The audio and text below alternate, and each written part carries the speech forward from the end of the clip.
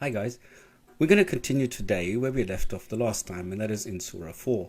Remember last time I looked at 4.3 and I looked at the funny situation with the ors and the ands and how many wives you can actually marry. Today we're going to go a little bit further down. When we get to 4.11, we see that the Quran actually gives us some guidance as to the distribution of inheritance.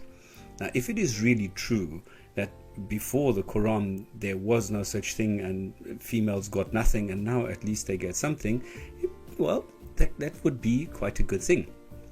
So if you read 4.11 and 4.12, then you see that Allah chargeth you, well, he doesn't charge us anything, he just tells us what to do with this, regarding our children, what the females get, what the parents get.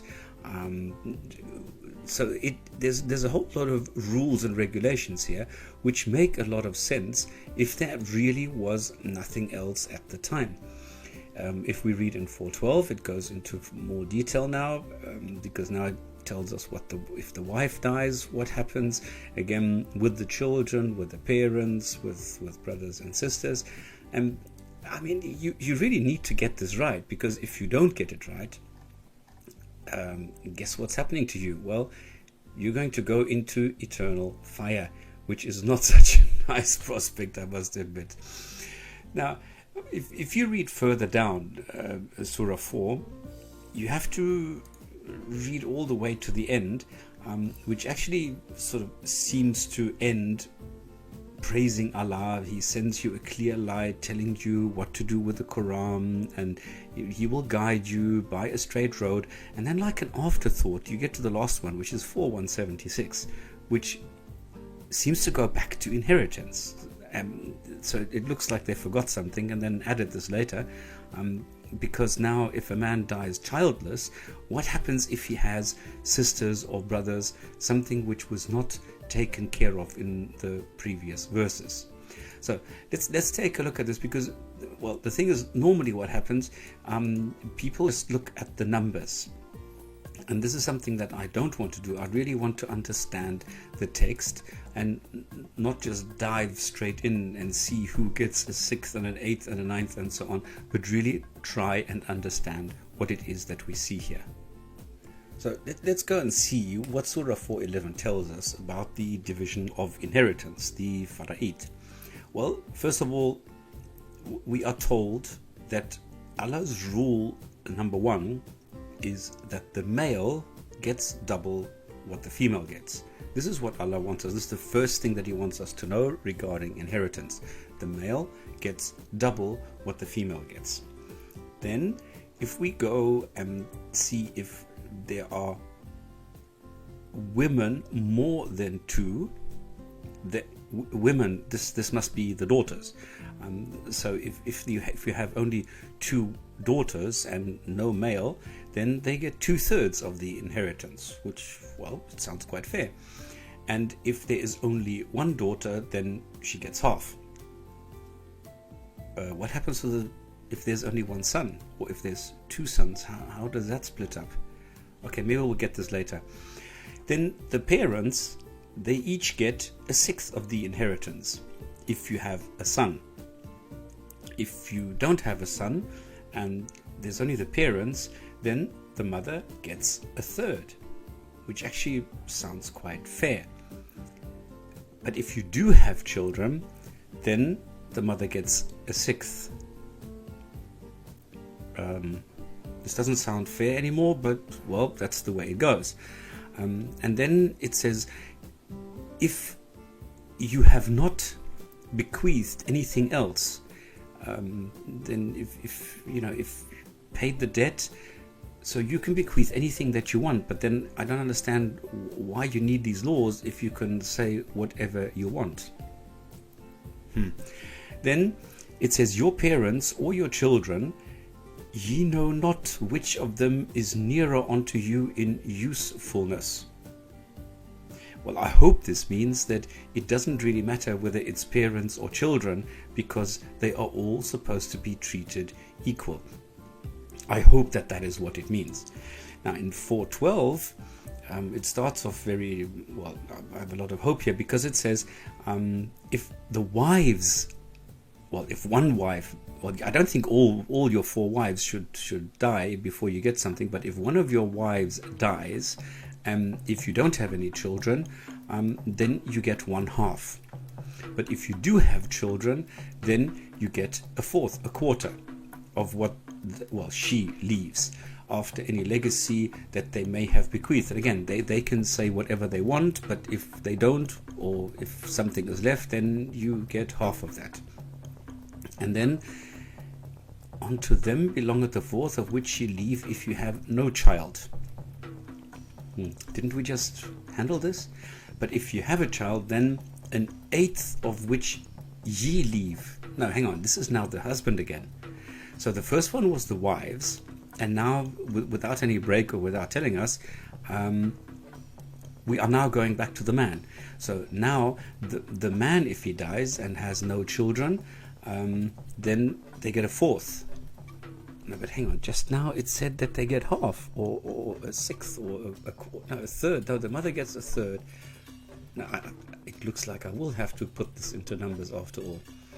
But if you do have a child, then the woman gets 1/8 of what you leave, after what you have decided on outside of this.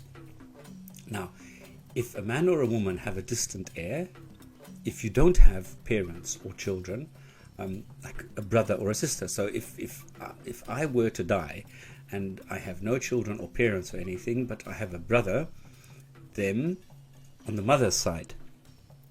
So if I die but I have a brother on the mother's side, then to each of them they also get 1/6. And if there are more than 2, then they shall be sharers in the 1/3. But now what happens if you have a brother and a sister? Then the brother should get double of what the sister gets, not share 1/3.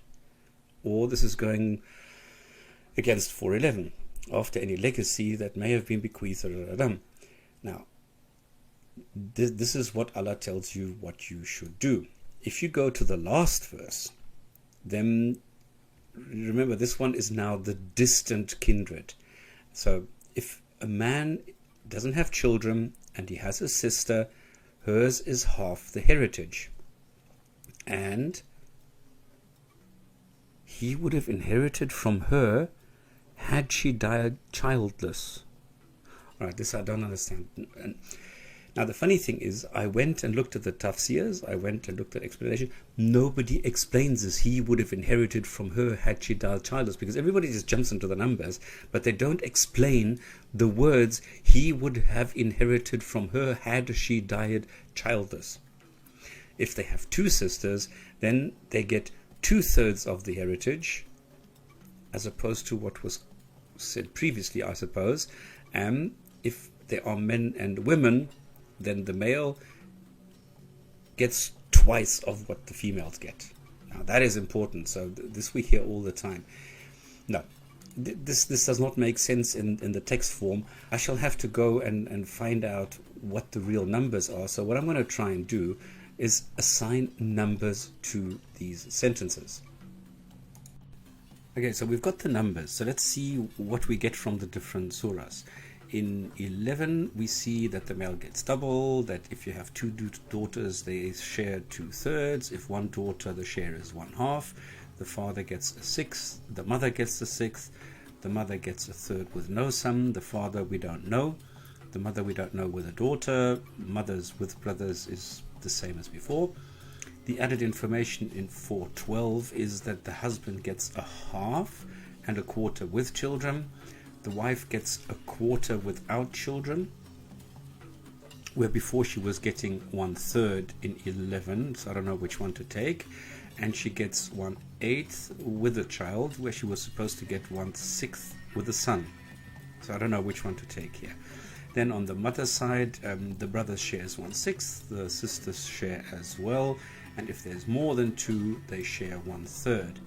The added information in 4176 is that the sister gets 1/2. If there's 2 sisters, they share 2/3, and brothers get double. I think it's high time we make an example. So let's keep it very simple. We have a father who dies, leaving his wife and his parents. So a quarter for the wife, a third for the mother, 6 for the father. Total 3/4. Where does the rest go? Okay, let me go and enter this into a professional calculator, an inheritance calculator. Now, here suddenly it works out, because suddenly the father gets a half and the mother gets a quarter. What happened to all the Quran verses? Alright, that didn't go well at all. Let me make another example and add 2 daughters into the whole picture. So now, because they are children, the wife only gets 1/8, the daughters get 2/3, the parents get 1/6 each. If I convert that to 24th as the common denominator, I get 3 plus 16 plus 8, which is 27 24th. Oops. Does the community pay the missing 8th? Let's see how the calculator does. So we go and we enter the values. We take the 2 daughters, we take the wife, we take the father, we take the mother. Is there anything else? Any freed slaves? No. Press calculate and, oh yes, what do we get here? 8/27th, and the wife gets a 9th? Where does it say in the Quran that the wife gets a 9th?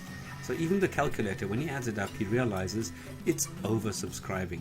So they have to go and apply magic to fix it, because it doesn't make sense. The Quran calculation is wrong. Now, this does not mean that everything that I'm saying here is without error.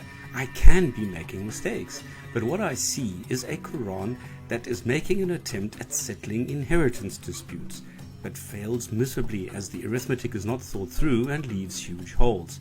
It says the brother gets double of the sister's portion, but this is not applied to the parents.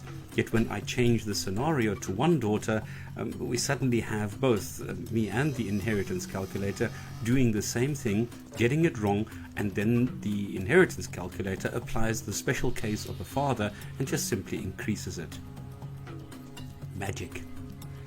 What I've heard is the argument that a man usually has the heavier burden or financial burden, as he is responsible for the upkeep of the wife and the children. But what if the man is rich and single and the woman is a poor widow with children? She still gets half of what the man gets.